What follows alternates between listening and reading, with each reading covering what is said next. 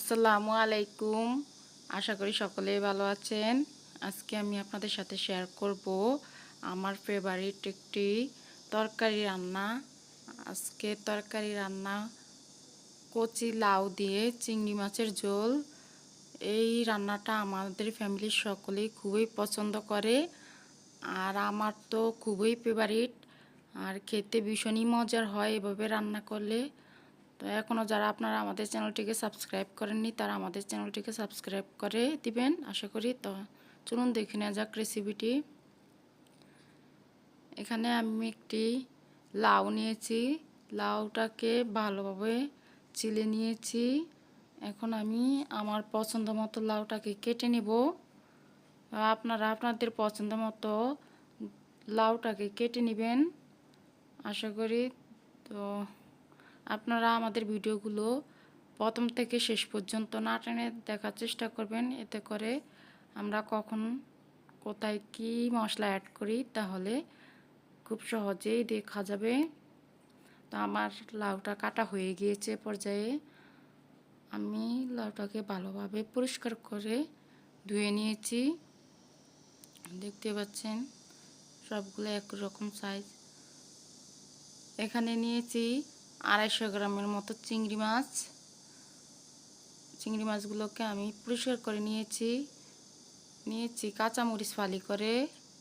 এখানে রসুন কুচি আর এখানে পেঁয়াজ কুচি নিয়েছি। তো চলে আসি রান্নার প্রস্তুত প্রণালীতে। এখানে একটি হাঁড়িতে পরিমাণ মতো তেল দিয়ে তেলটা গরম হয়ে আসলে আমি অ্যাড করে দিয়েছি রসুন কুচি। রসুনের কাঁচা গন্ধ চলে গেলে অ্যাড করে দিয়েছি পেঁয়াজ কুচি, কাঁচামরিচ। এখন আমি তেলের সঙ্গে পেঁয়াজ, কাঁচামরিচ, রসুনগুলোকে ভেজে নিব। একটু নেড়ে চেড়ে সময় ধরে ভেজে নিব, আর একটা সুন্দর কালার চলে আসা পর্যন্ত আমি এগুলোকে ভেজে নিয়েছি। এ পর্যায়ে দেখতেই পাচ্ছেন হালকা গোল্ডেন কালার চলে এসেছে। এ পর্যায়ে আমি অ্যাড করে দিয়েছি চিংড়ি মাছগুলো রসুন, পেঁয়াজ, কাঁচামরিচের সাথে। এখন আমি চিংড়ি মাছগুলোকে তেলের ভিতরে ভেজে নিব 1 থেকে 2 মিনিটের মতো। একটু নেড়ে চেড়ে ভাজা হয়ে গেলে এখানে আমি অ্যাড করে দিব অন্যান্য মশলাগুলো। এই পর্যায়ে আমি অ্যাড করে দিচ্ছি মরিচের গুঁড়া পরিমাণ মতো, হলুদের গুঁড়া পরিমাণ মতো লবণ। এখন আমি সবগুলো উপকরণ ভালোভাবে মিক্স করে নিচ্ছি। মিক্স করা হয়ে গেলে এ পর্যায়ে অ্যাড করে দিচ্ছি সামান্য পরিমাণ পানি, যাতে করে মশলাগুলো কষানো হয়।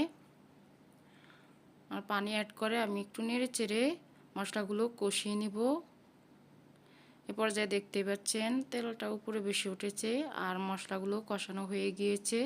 এখন আমি একটু নেড়ে চেড়ে নিচ্ছি যাতে করে নিচে লেগে না যায়। এই পর্যায়ে দিয়ে দিলাম কদুগুলো বা লাউ।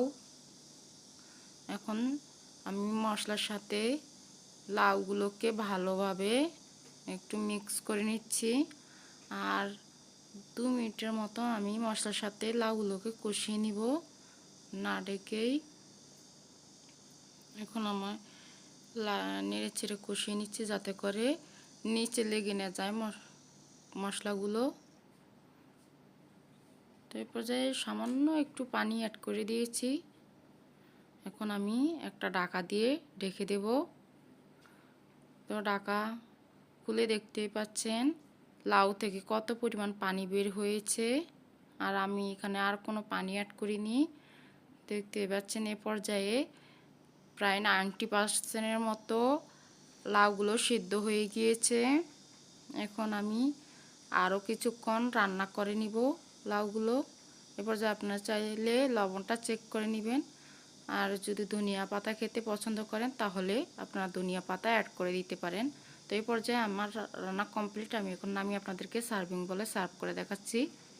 দেখতেই পাচ্ছেন কতটা লোভনীয় হয়েছে, দেখতে যেমন সুন্দর হয়েছে, খেতে ভীষণই মজার হয়েছিল।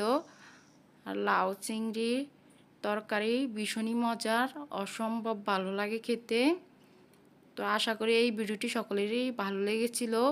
যদি ভালো লেগে থাকে তাহলে লাইক কমেন্ট শেয়ার করতে ভুলবেন না এবং প্লিজ আমাদের চ্যানেলটিকে সাবস্ক্রাইব করে পাশে থাকা বেল আইকনটি অন করে দিবেন।